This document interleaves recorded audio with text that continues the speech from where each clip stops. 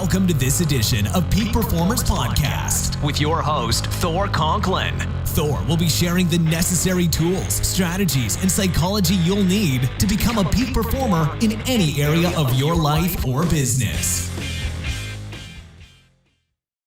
Thor Conklin here. You may know that recently I participated in an event called Everesting. And what Everesting is you pick a mountain, you climb up it a certain number of times in order to reach the equivalent of Mount Everest, which is 29,029 feet. A buddy of mine, Jesse Itzler, puts on an event once or twice a year. This year was in Utah, an amazing place. Last year we did it in Vermont. Now, if you didn't listen to one of the earlier episodes, the Vermont challenge last year was you're going to hike up Stratton Mountain 17 times for the equivalent of 29,029 feet, or the equivalent of Mount Everest. And you did this over a period of 36 hours. Last year, I trained for the event. I went. I got 14 out of 17 done. I hiked from 6 o'clock in the morning till about midnight. Then I took a nap or slept for 5 hours, woke up at about 5 a.m., hit it again. And I was just too exhausted. My plan was that I would be able to rest fully, get up, and be able to hit it again hard. So I failed to do the 17 times for the challenge. So this year, the event's out in Utah. Now, a couple different things in Utah. The mountain is actually higher. It is, the base of the mountain is 6,500 feet. And you would hike up just below 9,000. So the oxygen level in the Utah challenge was going to be a factor. Also, we had the wildfires from California, which were sending over smoke. It was very dusty, so it was very hard to breathe with the altitude, the smoke, and everything else involved. This year, I said, look, I'm going to learn from my mistakes. I'm going to not take a nap or take sleep during the night. I'm just going to go straight through. So this is my plan this year. Start at 6 a.m. the next 36 hours, just hike nonstop until I got 13. This mountain was 13 ascents in the 36 hours. Well, everything was working great. I get to midnight. I still feel good. I keep going. I go through the night. My times are getting slower. I make it till noon the next day. I had a total of 10. At that point, I was averaging roughly about 3 hours round trip. It would take me about 2 hours and 45 minutes to walk up the hill, and then 15 minutes down on the gondola. So I was going to possibly get 2 more in. That was it. There was no way I was going to be able to start my third and final ascent. So I missed it again. So as you can imagine, pretty bummed that 2 years in a row, 2 game plans, 2 mountains, came up short each every time. Now, I've got to say, I'm very proud of the fact that I did this for 31 hours. I mean, could you imagine? Jesse was giving a recap at the end of the event and said, could you imagine taking your finger and just doing this for like 3 hours? Your finger would fall off. It's amazing what we can do and push our bodies, and how often we stop short of what we're really capable of. When I look back on it, I have no idea how I did it for 31 hours, but I did. And you could too. It's just a question of taking your mind and forcing your body to do what it's able to do. Now, why do I bring all this stuff up?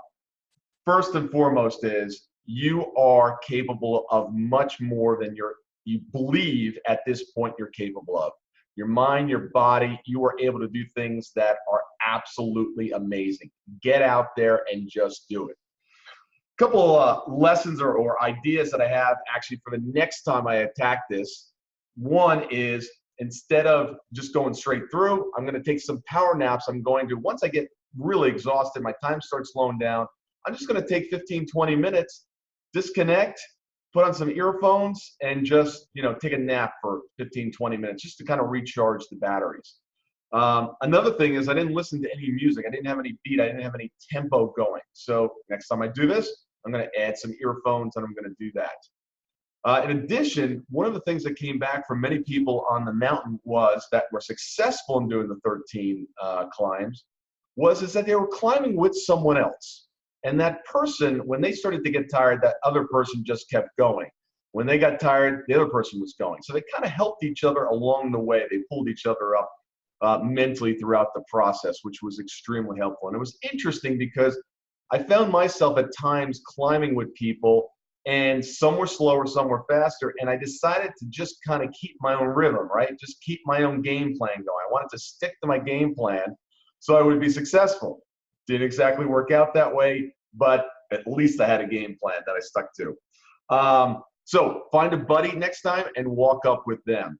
And then the last one is I took a shower at about 6 a.m. just to kind of refresh myself, and it was amazing how much quicker that next climb was. So one of the things I'm going to add in is an ice bath or an ice shower or something to kind of just wake up the soul.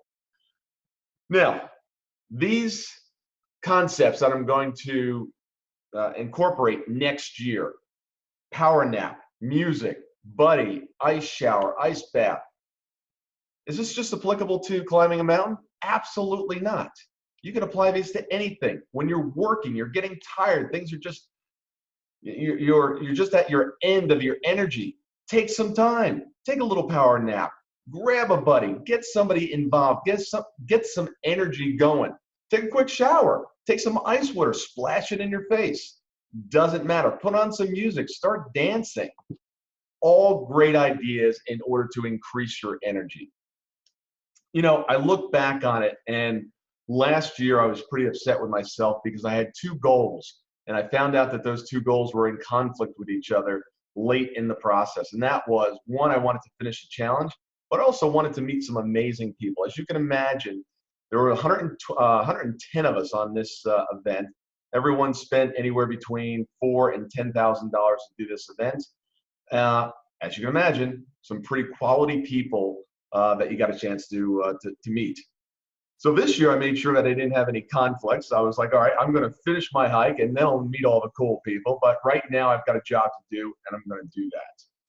So I eliminated that conflict. But 2 years in a row, set a goal, fell short.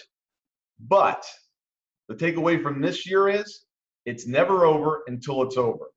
Next year, I'm going to be back out there. I've got my game plan already. I'm ready to rock and roll. Will this be successful next year? I have no idea. But here's what I do know. Every time I do it, I'm getting better. I'm getting stronger. I'm getting closer. And if I just don't quit, which I won't quit, that's all I got to keep doing. Matter of fact, I have a card here somewhere. I wonder where the card is. I got to find it. I don't know exactly where it is, but it's a little business card that I made. And basically what it said was, crying is acceptable. Blood is acceptable. Slowing down is acceptable. Pain is acceptable. Throwing up is acceptable. However, the only thing that's not acceptable is quitting. Not acceptable. Just keep moving.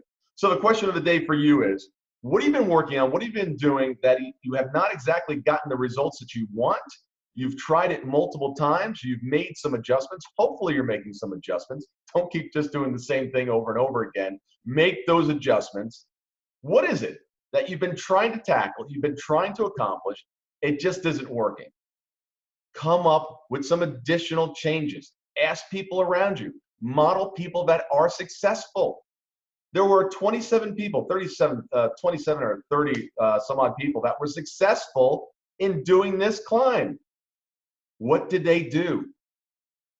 I actually asked a bunch of them. What was it? How did you do it? Why did you do it? My nutrition, my hydration is perfect. My blister management, great. So I'm getting better. These were some issues that I had in the first challenge. Find out what you're looking to accomplish. If you're not getting the results, adjust, modify, just keep going, keep climbing. You'll get there. I'm going to get there, and I'll be back on this show telling you I made it happen. So with that, have an amazing week, and I'll see you back here on the Peak Performance Podcast.